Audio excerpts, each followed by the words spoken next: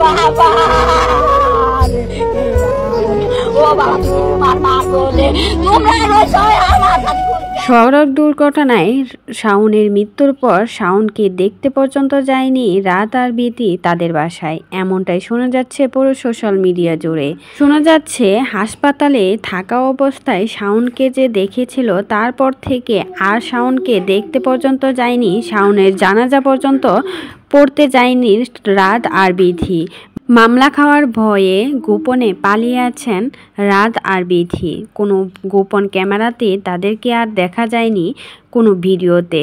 সবাই তো বলাবলি করছে হাসপাতাল থেকে শাওনকে নেওয়ার পর তারপর থেকে রাত আর বিথিকে কোথাও দেখা যায় না।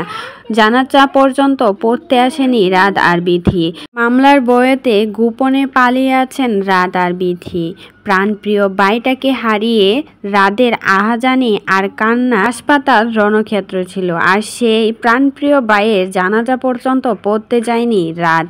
আর এদিকে শাওনের মা কান্নায় ভেঙে পড়েছেন, শুধু একটা কথাই বলতেছে, আমার বুকটাকে খালি করে আমার ছেলেটাকে কেড়ে নিয়েছে বিথি, এর জন্য বিথি যাই। রাজশাহী থেকে কক্সবাজার বাইক দিয়ে টোর দেওয়া একটা অনেক বড় রিস্কের ব্যাপার ছিল।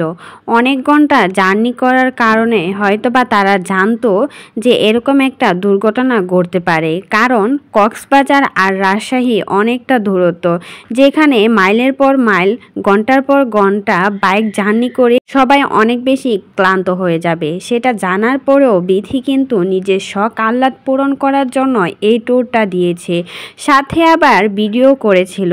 ভিডিও টাকা ইনকাম করার জন্য মানুষ যে কতটা নিচে নামতে পারে বিথি, এই বিষয়ে আপনাদের কোনো মতামত থাকলে সেটা টাকার জন্য সে নারী নাকি